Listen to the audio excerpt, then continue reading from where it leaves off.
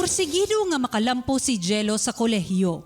Siya ang anaa sa trending nga post nga we made it partner. Apan wa damha nga una pahingpit nga natapos ang ilang thesis. Nakadawat siya og balita nga namatay ang iyang thesis partner. Apan wala nawad-an og pag-asa si Jello. Milahutay siya o gidedicate ang nahuman nga thesis sa iyang partner. Mga kapuso, this morning sayro nato ang storya likod sa post nga dunay caption, "We made it, partner." Kauban si Jello Sanhalea.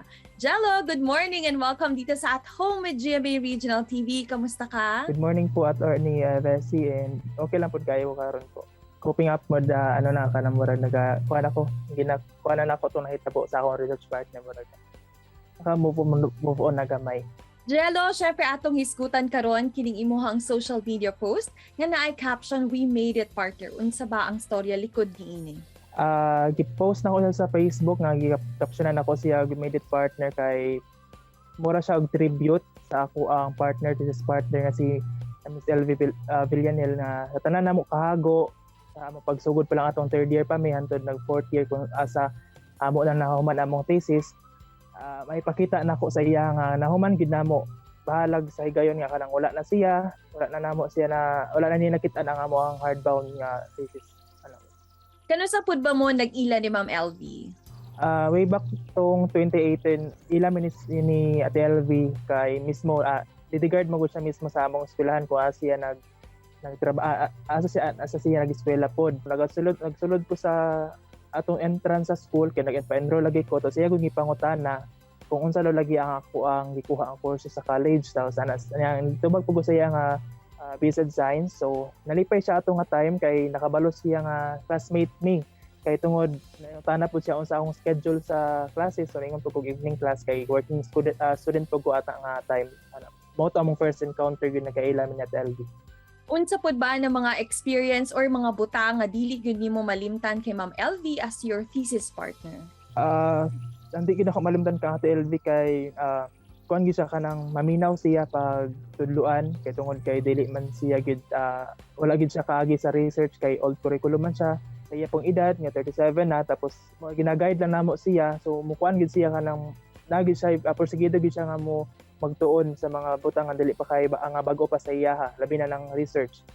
Sa TLB pod kay ari gyud malimtan nga sa TLB kay ginabuhos gyud niya ang iyang best pag maghatag og task sa iya about sa among research kay partner man mi so dapat mi kanang ga-collab gyud mi sa among thesis.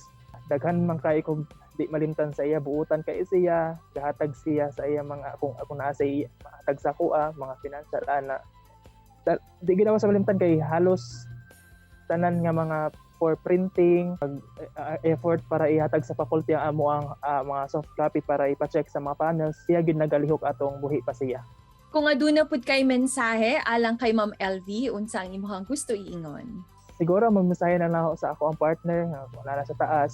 Salamat sa tanan nga gihatag nimo nga kamaayuhan sa amo sa sa atong mga classmates sa mga tao nga gitabangan nimo tong buhi pa ka as a Lidigard sa school atong mga estudyante nga imong gipakitaan og maayong mga pang kanang gina-advisean nimo sila atong mga senior high mga nakaila sa imo. Salamat sa tanan, salamat pud sa paghatag og higayon nga nakaila ka and sa mga advices nga imong gihatag sa ako. Thank you sa tanan labi na sa mga financial aspect nga imong tabang sa ako. Kabalo ko nga nawala sad ka kinapod kay mga anak pero kanang nagapangita gyud paagi nga para makabayad ni sa mga school fees nato nga kanang mapabayaron ta nangutang ko ka sa uban para makahatag sa kuha and salamat kay ana and tana happy na ka kung asa ka karon og tana i-guide nimo ang imong duha ka anak. Unsa man ang imong mahatag na advice sa tanang mga estudyante nga nagasagubang pod sa ilahang mga schoolwork karon ug di ka katong mga estudyante nga naga-take og thesis?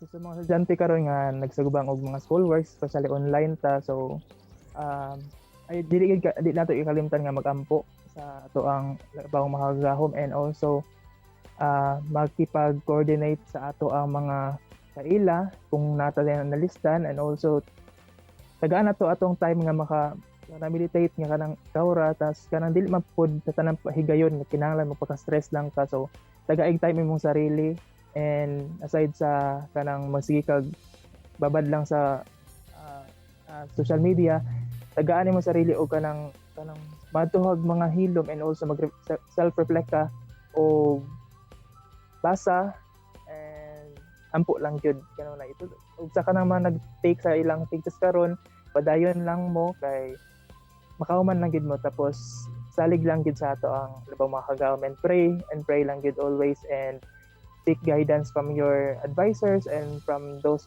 mga tao nga makatabang sa inyo para mahuman ninyo ang inyong thesis. Daghang kaayong salamat, Jello, sa paggahin sa imuhang panahon ug amping pirmi. Daghang salamat po kayo, attorney, and salamat po sa pag-feature diri sa At Home with GMA Regional TV. Kini ang At Home with GMA Regional TV.